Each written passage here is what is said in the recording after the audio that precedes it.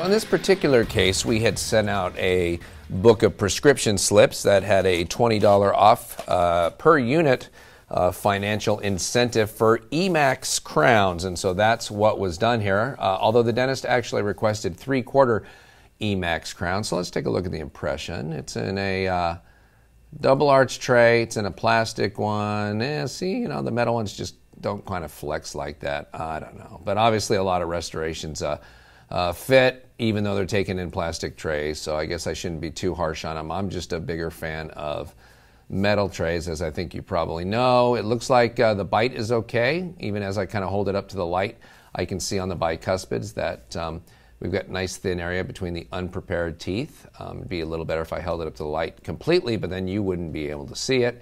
And again, anytime we're looking at an impression like this, we're looking at a negative, and so it takes a lot of interpolation. Our brains have to kind of try to flip-flop it into a positive so we can tell what we're looking at. And by looking at the model, it makes it much easier to see exactly what's going on. And that's one of the reasons why I absolutely love digital impressions. For as clunky as some of the systems are, they all have one thing in common. That is, instead of staring at an actual impression, you get to look at, well, in the case of a digital impression, a virtual model, but here we have an actual model where you get a much better idea of what's going on with these teeth. So this is the solid model for that case. We can see that we've got, they are in fact kind of 3/4 crowns. Interestingly, the cusp that's not prepared is the mesiolingual.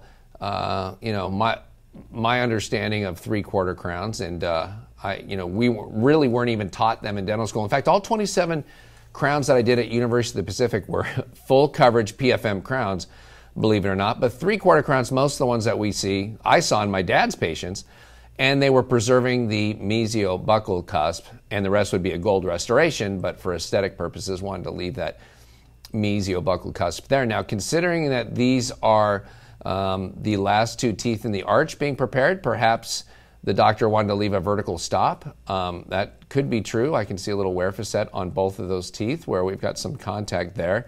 You can see it's hard to tell in the inside of the impression where it gets all smooth if that's from a build-up material that was placed, or maybe if that's just kind of an artifact from the impression. So it's a little tough to see. Few blebs there on the buccal margin on the first molar. Those can probably be popped off cleanly. Obviously be a little nicer if they weren't there at all. So we have these two preparations for 3/4 e.max crowns. And so let's look at the articulated models. And here are the articulated models. Opposing that, we've got what appears to be 2 crowns. There's a reason why you can take a look at, anybody who's been in dentistry a year or two, a dentist can look at these and go, yeah, crown. I mean, certainly this one for sure is a crown. This one could be an intracoronal restoration. But when you see that type of anatomy, that's done by human hands. That's not done by God. Actually, there might be a lot of crowns in this quadrant over here. This one doesn't necessarily look like it's a crown per se. It could be something else, but it does look like the occlusal surface has been recontoured with a burr at some point. And so as we look as this patient bites together, again, think about the view that we're going to get as dentists. We're going to be retracting the patient's cheek away this way with a mirror, and this is kind of our view as we look back there. And it's the same, kind of optical illusion that we all have to deal with, and that is, as we look at this, we go, oh, I got plenty of room here. And we have the patient turn their head a little, and they go, look at all that room. We've got plenty of room here, too. So I'm always trying to show technicians that there is a real optical illusion going on here, where when you look at this, you say, I have enough room. And they say, well, what about the lingual? And I say, well, how are we going to see that? We don't get to do in dentistry this move, where we get to turn around and look at it like technicians do, and where they say, oh, well, look, there's clearly not enough room now that we look at the lingual. We just don't have that view in dentistry. Again, this is one of the reasons why, all my patients are dental technicians these days, and so they kept yelling at me about my own preps on them about not giving enough occlusal reduction, which is why I started going with those depth cuts, because otherwise I didn't know where I was. Because we don't get this view or the view from the distal, we just can't see it. But the neat thing today with CAD-CAM is that no longer do we have to kind of just guesstimate the thicknesses here, because every case that comes in gets scanned where we scan the prep arch, the opposing arch, and then the bite. We can actually go in and measure reduction in areas. And so on this very back tooth, on this little cusp tip that you see right here, so we're talking about the distal lingual cusp right along here. Little hard, there it is. There's a kind of a look. You almost need to get it in a little bit of shadow to be able to see it with the light, since we're filming the cusp tip right here. You can see it represented right here on the drawing. And of course, as we come over here, you can see that we've got 0.5 millimeter of reduction. So clearly not enough for e.max, and technically not enough for Bruxer either.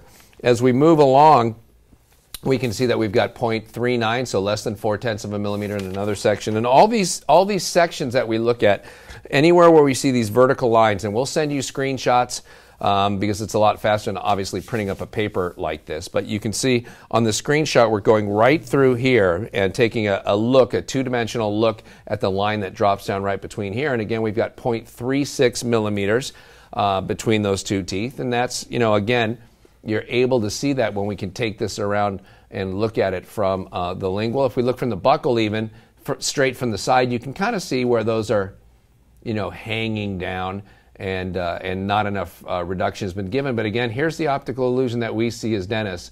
If the patient's, back a little bit and turn to the side, we see plenty of space there. And there is on the buccal cusps, but it's never the buccal cusps that are under-reduced. It's always the lingual cusps that are under-reduced. So again, we've got less than 0.4 of a millimeter here. As we move forward on the tooth and take sections through here, we're down to 0.29 millimeters, so just a hair under 0.3 of a millimeter. And as we move forward, just a little bit more on these two teeth to the midpoint of that second molar, you can see we have 0.22 millimeters of reduction. And so this case is going to, not only will e.max not work, Bruxer won't even work for it because there's not enough reduction. And so it's going to need to be re-prepped and re-impressed. But let me point out something that a mistake I used to make all the time that may or may not be happening here. It's hard to say what the doctor's intentions were. But when I used to prepare partial coverage crowns like this, when I would stop short of, let's say we're leaving this cusp like the doctor did, and I'd prep straight down like this around here, I'd say, okay, well, there's no way this can be under-reduced because this is in contact with the opposing tooth, as is this. And then here I prep straight down from here, so that has to be enough room. Well, it would, because the crown is going to come right up against this margin and then come out from there. There was all tooth structure here that I removed, so it must be enough room. Well, that would be true if what was opposing this was a flat surface like this. If it was a flat surface like the bottom of that model, anytime you reduced anything and left something, there would be plenty of clearance. But it took me a while to learn that that's not how it is. And because of the curves on these posterior teeth, it's not a flat surface, and it goes down, so that when the patient bites together, I hope I'm not nauseating anybody with all the flipping of these models, that this area right in here, where we look at it and go, oh, we must have enough room, we don't necessarily have enough room. So even though it looks like vertically here there's enough room, we have an opposing tooth coming in that comes across and towards this. It's not flat, it goes down into this area. And that's how we end up not having enough thickness in this dimension. It's not in the up-down dimension. It's not from the base of the prep up to the top where we typically think of reduction, but it's this way. It's from this part of the cusp, the remaining mesiolingual cusp, over to the buccal where there's not enough reduction on these partial coverage crowns. One of the things that it led me to do was to just start prepping full crowns. Now, obviously we want to save healthy tooth structure whenever possible, but when you look at how much has been prepared here, and the problem that we're having, it seems, to me, relatively clear that if I had kept these two areas and I'd put a 1 millimeter depth cut here in that little wear facet and one here and reduced it down a millimeter and then just connected this margin all the way around here for a full crown, we probably would have escaped this problem. Now, sometimes when you prep the last two teeth in the arch, if there was interferences there, if you prep a millimeter off here and here, when the patient closes, you may still only have 0.6. This is the one time where depth cuts may not be 100% accurate because of that, but still probably a better choice to put a couple of depth cuts, a 1 millimeter one here and here, and reduce it, take an impression, and then cross your fingers, send it to the lab.